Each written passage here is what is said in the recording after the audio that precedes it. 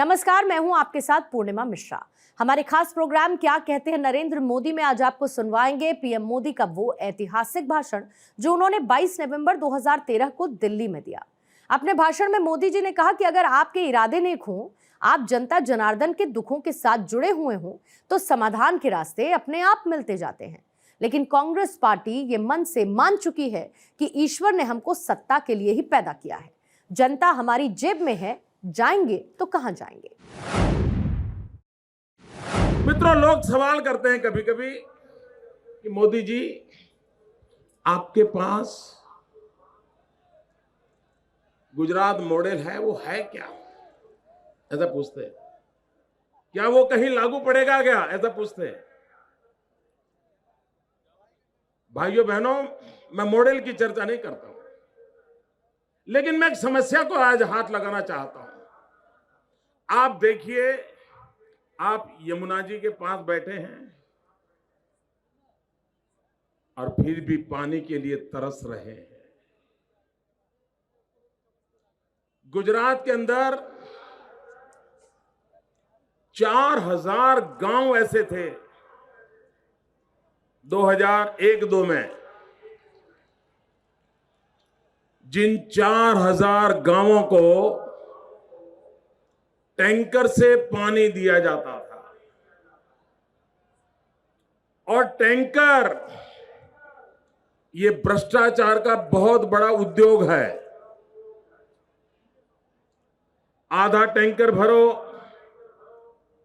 5 चक्कर काटे हो, 10 लिखवाओ, पानी कहीं से भी भरो, कहीं भी डालो। बहुत बड़ा खेल है वो, बहुत बड़ा खेल है। भाइयों बहनों, पाकिस्तान की, भारत की सीमा पर हमारे जो जवान देश की सेवा करते हैं, उनको पानी के लिए कभी 900 ऊंट लगाए गए थे रेगिस्तान में। 900 ऊंट। और ऊंट रेगिस्तान में पानी ले जाते थे। भाइयों बहनों, इस 8 साल के भीतर भीतर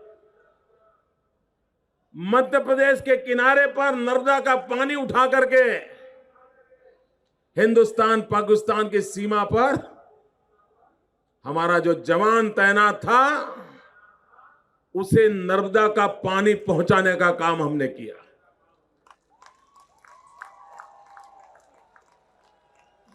दुनिया की सबसे लंबी पाइपलाइन डाली, दुनिया की सबसे लंबी पाइपलाइन, पानी की पाइपलाइन। 9000 गांवों में पानी का शुद्ध पानी पहुंचाया गया। अच्छा, मुझे बताइए मित्रों, ये यमुना जी का शुद्धिकरण, ठीक है? जरा मैं थोड़े सैंपल देना चाहता हूं, क्योंकि ये ऐसा है भाई, मेरी मुसीबत ऐसी है कि मैं एलिट क्लास से नहीं आता, मैं सामान्य गरीब परिवार से आता हूं।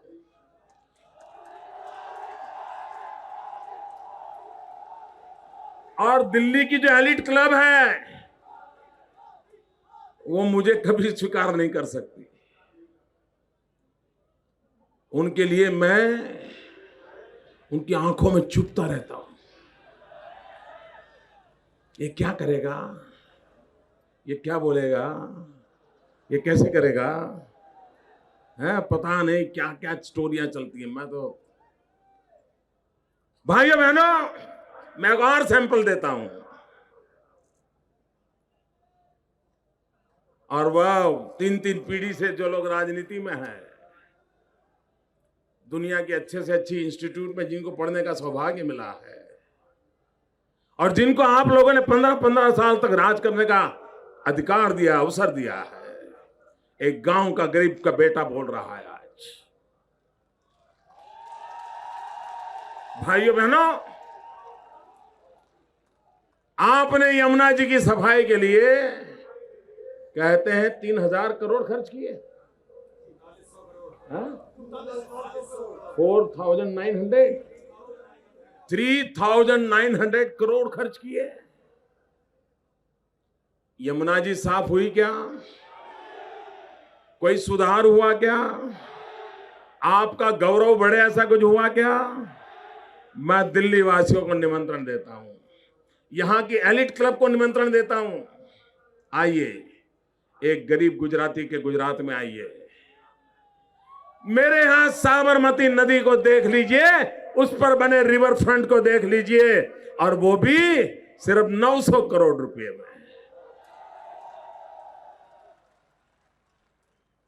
आप कहिए मित्रों, इसको मॉडल मानो या ना मानो, लेकिन क्या दिशा सही है कि नहीं है? रास्ता सही है कि नहीं है? समस्या का समाधान हो सकता है कि नहीं हो सकता है? भाइयों बहनों, तीसरा सैंपल दे दूं। बीआरटीएस, आपको हैरानी होगी, बीआरटीएस का पूरा प्लानिंग किया हम लोगों ने और भारत सरकार को भेजा। उनको लगा ये मोदी क्रेडिट ले जाएगा। उनके मन में आया कि ऐसा करो, पहले दिल्ली में इसको लगा दो। तो गुजरात की डिजाइन का जेरोक्स करके यहां प्लान मंजूर करके पैसे मार लिए। भाई बीआरटीएस सफल हुई यहां भाइयों बहनों, मेरे अहमदाबाद में आइए, सूरत में आइए, राजकोट में आइए, यूनाइटेड नेशंस उसको अवार्ड दे रहा है। हम अंग्रेजी पढ़े लिखे नहीं, हम सामान्य गांव के आदमी हैं, करके दिखाया है भाइयों। हम एलिट क्लब की दुनिया से नहीं आते हैं, हम सामान्य परिवार से आकर के काम करके दिखाया है। सब दुनिया के डेवलप कंट्रीज के लोग अहमदाबाद का बीआरटीएस का मॉडल देखने के लिए आते हैं। मैं भी आपको निमंत्रण देता हूं, 4 तारीख को चुनाव समाप्त होने के बाद जरूर एक बार नजर करिए, उसके पहले नहीं।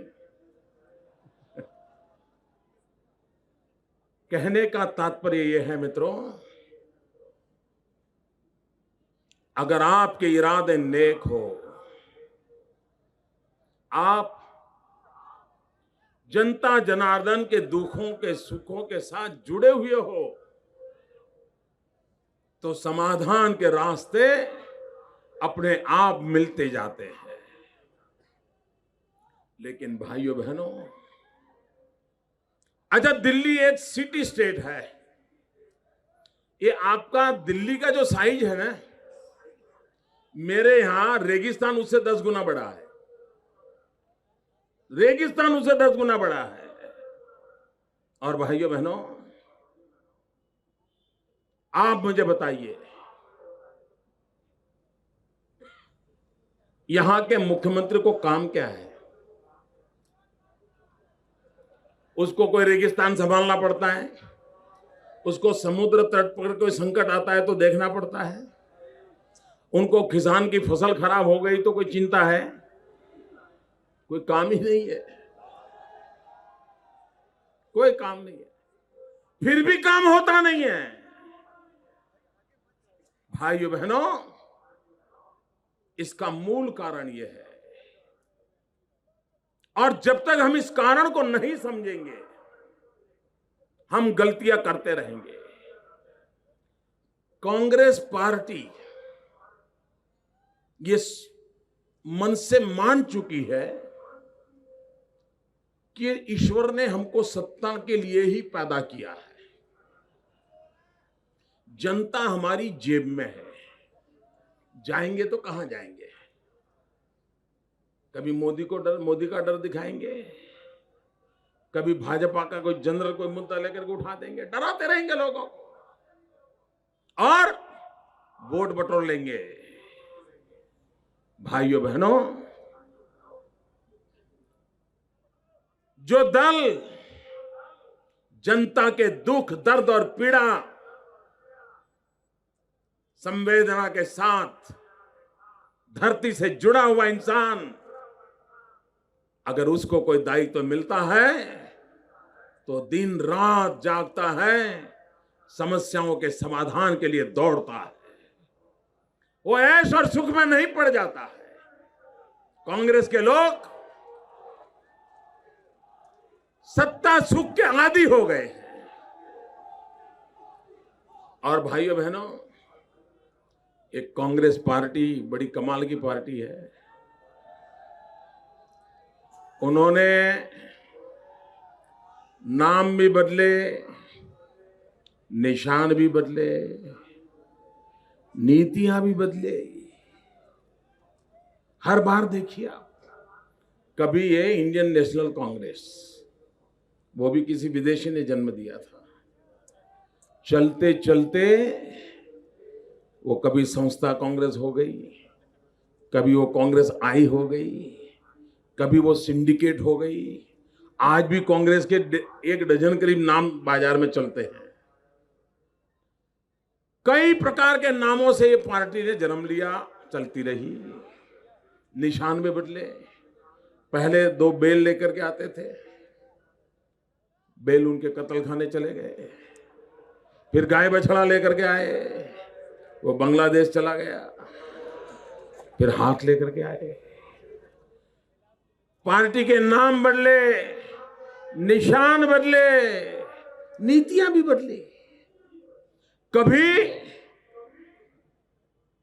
बैंकों का राष्ट्रीयकरण, डिगना, फलाना सब सरकार में जमा कर लो और उसी की वाहवाही करके चुनाव जीत लिया। नरसिम्हा राव आए, सब छोड़ दो, रिफॉर्म करो, उलट कर दिया, सारा उलट करके फिर कहते हैं चुनाव जीत लो। यानी सब नीतियां चुनाव जीतने के लिए, देश के लिए नहीं, देश के भविष्य के लिए नहीं। और भाइयों बहनों, कांग्रेस में अगर नहीं बदला है तो एक ही बात नहीं बदली है, और वो नीयत नहीं बदली है। इनकी नीयत ऐसी है, उस नीयत को लेकर के कभी देश का भला नहीं हो सकता है। और इसलिए भाइयों बहनों, कांग्रेस पार्टी वो भ्रष्टाचार में तो लिप्त है, लेकिन कभी कभी ऐसा भी भ्रष्टाचार करते हैं जो देश की आन बान शान को गहरी चोट पहुंचाते हैं। और उनको अंदाज नहीं होता है, लेकिन वो ऐसे आदत हो गई है उनको कि वो भ्रष्टाचार किए बिना जी नहीं सकते जी। उनकी आदत हो गई है, उसके बिना वो रह नहीं सकते। भाइयों बहनों,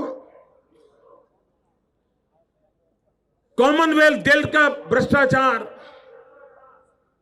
हर एक लोग इसकी चर्चा करते होंगे, लेकिन मैं आज उसको दूसरे तरीके से चर्चा करना चाहता हूं। मैं सिर्फ उसे रुपये पैसे मारने वाली घटना के रूप में देखता नहीं हूं। वो तो पाप किया है उन्होंने, सैकड़ों हजारों करोड़ रुपया देश की इज्जत लुटा दी इन्होंने। भाइयों बहनों,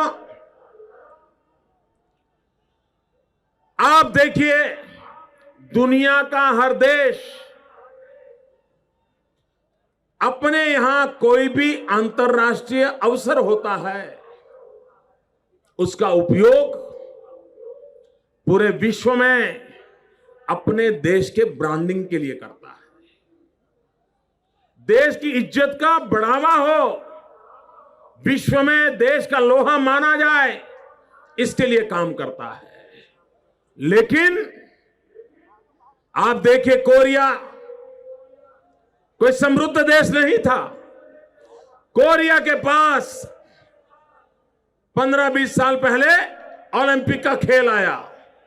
उसने ओलंपिक खेल का ऐसा ब्रांडिंग किया, दुनिया को कोरिया का लोहा मानना पड़ा।